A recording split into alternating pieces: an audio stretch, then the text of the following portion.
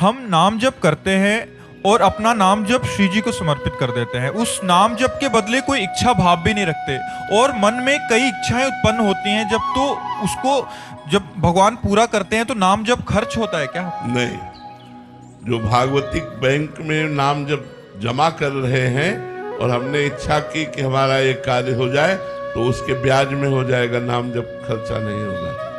नाम जब जो भगवान को समर्पित कर रहे हो तो उसके ब्याज में हो जाएगा, मूल तो भगवत प्राप्ति होगी। और जो भगवान से इच्छाएं पूर्ण की जाती हैं वो इच्छा का नाश ही कर देते हैं। इतना सुख दे देंगे कि मन तृप्त हो जाएगा या उस कामना का ही नाश कर देंगे।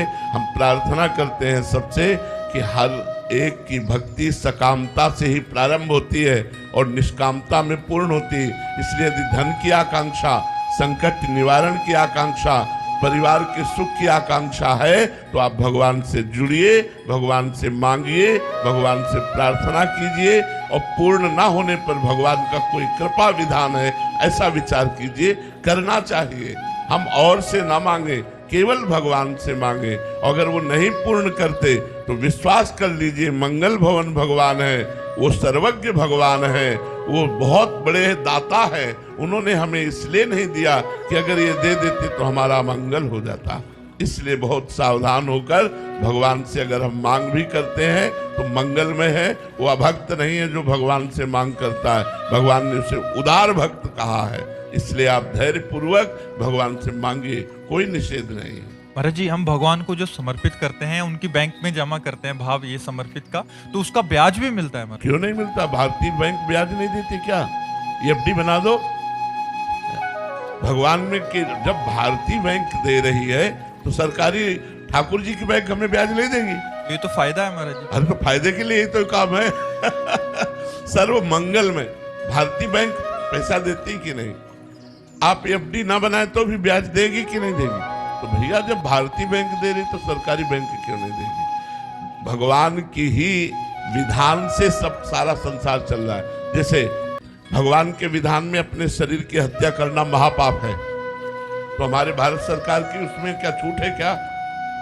अगर आप हत्या का उपाय करते पाए जाए तो आपको जेल होगी, क्योंकि आप अपराधी माने जाएंगे ना। तो जितना जो कुछ बना हुआ है वो सब भगवान से ही तो बना हुआ है। तो जब हमारी भारतीय बैंक देती है हमको ब्याज, तो सरकारी बैंक भगवान की क्यों नहीं देगी? ब्याज में खूब फलो फूलोगे और मूल में भगवान की प्राप्ति होगी। इसीलिए तुम बिल्कुल आनंद ही आनंद, चकाचक आनंद है। खूब नाम जप करो, जैसे बने तैसे बने, जैसे बने भाव कुभाव अनख आलसहु, नाम जपत मंगल दिसित सब। ये छोटी मोटी बात है महाराज जी, उनको समर्पित करना अत्यंत आवश्यक है। अत्यंत आवश्यक है। अगर समर्पित नहीं करते हो तो फिर फल में वो हो जाएगा, फिर फल में वो चला जाएगा।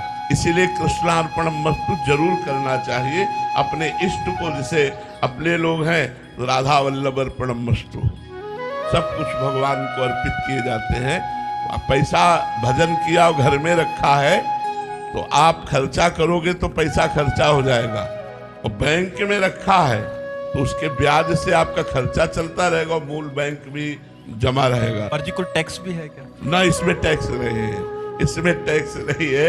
ये टैक्स फ्री हमारी सरकार में फ्री है। देखो, आप वायु दी जाती कोई टैक्स, सूर्य प्रकाश दे रहा कोई टैक्स, धरती में वास दे रहा कोई टैक्स, जल दे रहा कोई टैक्स, आकाश छत्र की तरह विराजमान कोई टैक्स, आपको मनुष्य शरीर दिया कोई टैक्स, सब फ्री। हमारे भगवान सब फ्री दे रहे हैं। तो इसीलिए संत जन प्रयासरत हैं कि हमारी समाज भागवतिक बने। हमारी समाज आज जो लोग ये समझ, हम अभी एकांतिक में बोला था कि लोगों की मानसिकताएं बिगड़ रही हैं। वो जबान के स्वाद के लिए मुर्गा, भैंसा, गाय, बकरी सबको खा रहे हैं और समझते हैं कि हम बलवान बन जाएंगे। गलत बात। आप ब्रह्मचर्य ठीक रखिए, पवित्र भोजन। हमारे यहाँ कितना गाय दूध देती है, उसका घी, उसका मक्खन, उसका मट्ठा, उसके खोया, जो भी चाहो। तो आजकल तो पशुओं की हत्या की जा रही है, गौ हत्या हो रही है। हमें लगता है ये सब गंदी बातें बंद हो जाए तो हमारे प्रभु का, जिसे राम राज्य कहते हैं, वो छा जाए, वो आनंद छा जाए। बिना किसी प्रयास के सर्व सुख प्राप्त हो जाएंगे। ये सृष्टि किसने रची है? भगवान ने रची है। हम सब किसके बंदे हैं? भगवान के हैं। तो जो कानून बना दिया है, ये राक्षसों के लिए भोजन है, ये हिंसक पशुओं के लिए भोजन है, हमारे लिए नहीं। हमारे लिए 56 प्रकार के 36 व्यंजन रचे गए। खूब अच्छे अच्छे पदार्थ पाओ, भगवान को अर्पित करके ब्रह्मचर्य से रहो, व्यायाम करो। देखो आपका शरीर स्वस्थ रहता है कि नहीं रहता। कौन ऐसा है जो मांस भक्षण करके बहुत बड़ा बलवान बना हो? हमारे यहाँ परम ब्रह्मचारी हनुमान जी महाराज, कोई ऐसा बलवान रहा है? जे गिर चरण दे हनुमंता, चले उसका पाताल तुरंता। मारा लात तो अच्छा अच्छा पहाड़ पाताल चला जाता था। और रावण के जब नगरी में घुसे, कछु मारे सु, कछु मर्दे सु, कछु मिले धरि धूरी, रगड़ दिया हजारों को पकड़ के अपनी जांग पे। भगवान का बल, ब्रह्मचर्य का बल, नाम जप, तो हनुमान जी महाराज विजयी। आज हमारे अंदर क्या है? व्यभिचार, नशा, गंदा चिंतन, इसीलिए सब मरे हुए टहल रहे। मुर्दा है जिन हरि भगति हृदय नहीं आनी, जीवित सौ समानते प्राणी। इसलिए हम सबसे प्रार्थना करते हैं, नरक जाने का रास्ता पक्का मत करो, मांस मत खाओ, शराब मत पियो, भगवान के चरणों का आश्रय लेकर नमक रोटी खाओ, धर्म से चलो, तो हमारे अंदर वो बल आएगा जो बल हार नहीं विजय ही दिलाएगा। अरे जी, आजकल मान्यता है खाओ पियो मौज लो, तो इसके बाद दुर्गति। काल भगवान से कोई नहीं बचता। जैसे तुम पशुओं को जला के खाते हो, वैसे जिंदा जलोगे।